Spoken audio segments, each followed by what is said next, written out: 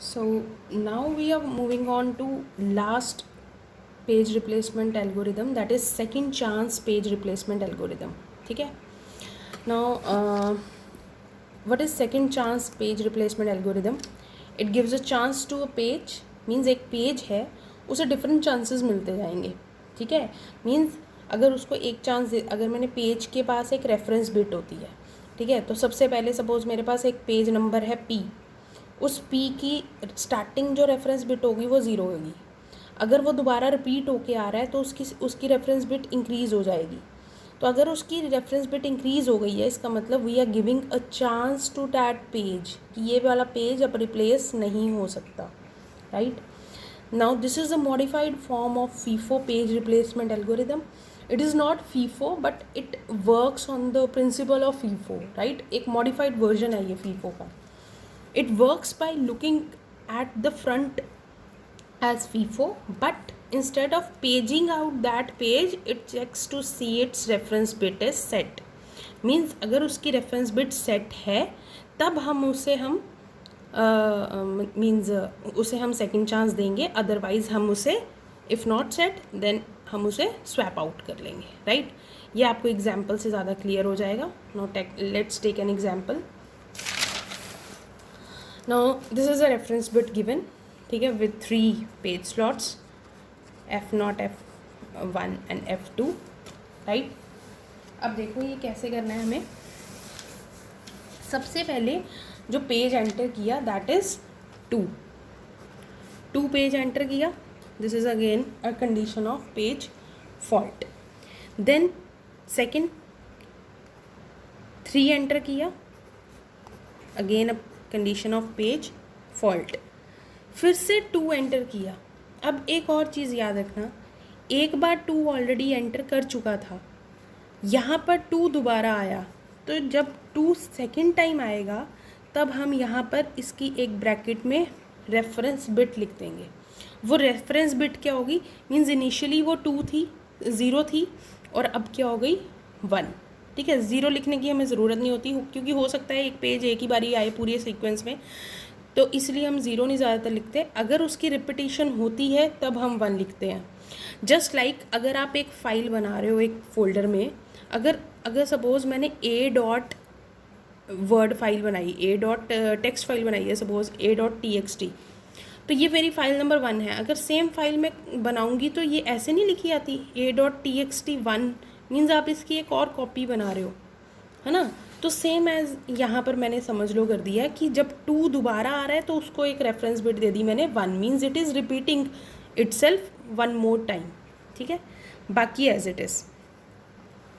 Right. And here it is the case of page hit because 2 was already present. Now 1 is not present, so 2 reference bit भी इसकी copy होगी, यहाँ पर 3 और 1 आ जाएगा. Again this is a case of page fault. Now 2, 3 और 1 हमारे पास memory में आ चुके हैं. अब हमें लेके आना है 5 को. जब आपको 5 को इंसर्ट करना है, आपको चेक क्या करना है, आपके पेजेस कौन से हैं 2, 3 और 1. आपको ये देखना है इन 2, 3, 1 पे आप रूल अप्लाई करेंगे फीफो का. लेकिन ये सिर्फ फीफो नहीं होगा, इसे हम कहेंगे modified FIFO. Modified FIFO rule क्या कहता है, देखो हम देखेंगे फीफो में क्या होता है, लेफ़्ट टू राइट स्कैन करेंगे. ठीक है. अब रूल के अकॉर्डिंग सबसे पहले आया था 2, तो मुझे 2 को रिप्लेस करना चाहिए, लेकिन 2 के पास एक रेफरेंस बिट थी. तो जब 2 के पास एक रेफरेंस बिट थी, इट मीन्स हमने इसको एक सेकंड चांस दे दिया. ठीक है. इसको अगर एक सेकंड चांस दिया, it means now this page will not be used. Instead we will compare among 3 and 1 which comes first. इस पे अब फीफो लगाएंगे. बात समझ लगी है.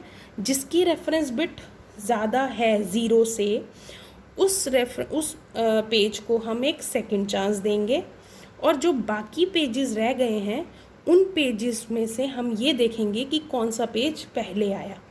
अब 3 और 1 में से फिर से लेफ़्ट टू राइट स्कैन किया, 3 और 1 में से देखा तो पहले मेरे पास आया पेज नंबर 3, तो 3 को रिप्लेस किया और यहाँ पर क्या ले आए हम 5.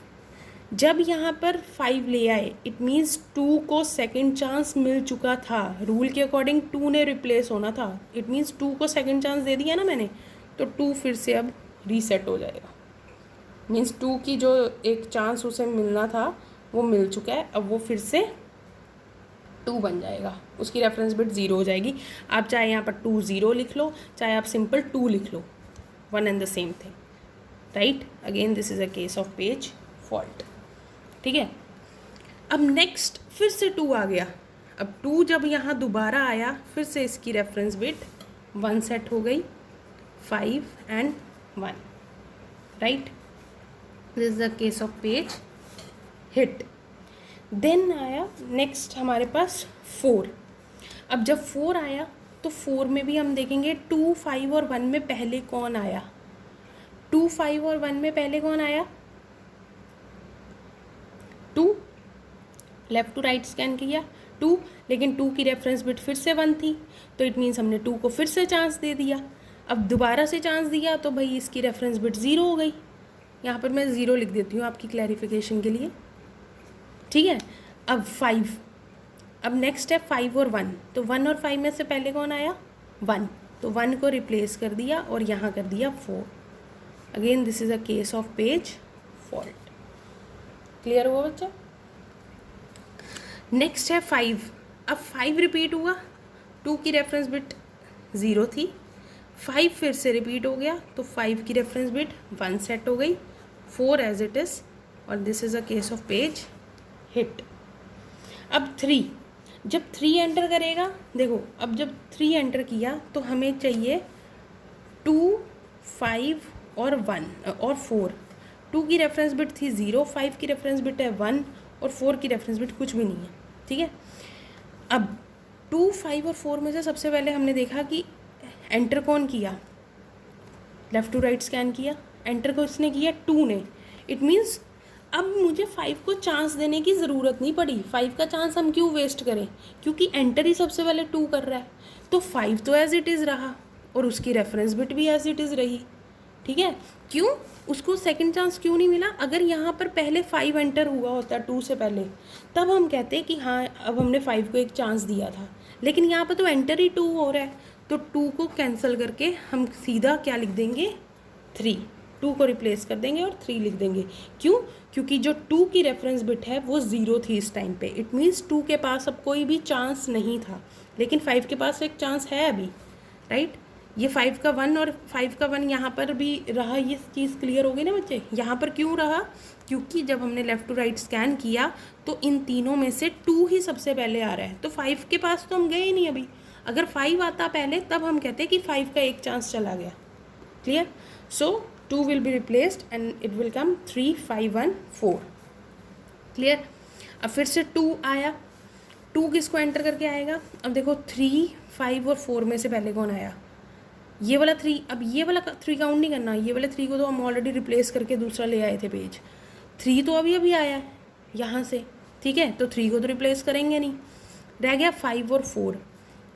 तो 5 और 4 में से पहले कौन आया, लेफ़्ट टू राइट स्कैन किया तो 5, लेकिन 5 के पास तो एक चांस है, तो हमने रिप्लेस कर दिया 4 को, तो 4 को रिप्लेस किया 2 आ गया, 5 को हमने एक चांस दे दिया था इसलिए उसकी रेफरेंस बिट 0 हो गई और 3 का 3 रहा। This was page fault, this was again page fault, clear.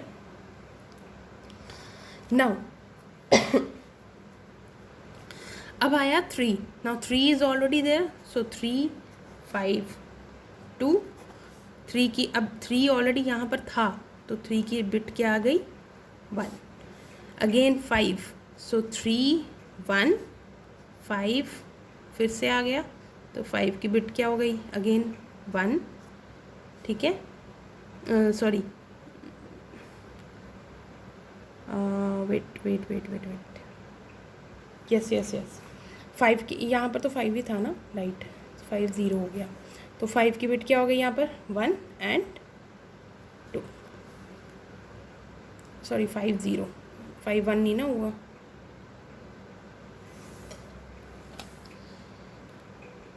ठीक है, क्लियर हो गया बेटा ये। So this was about second chance. देखो हमने ये लास्ट में क्या किया है,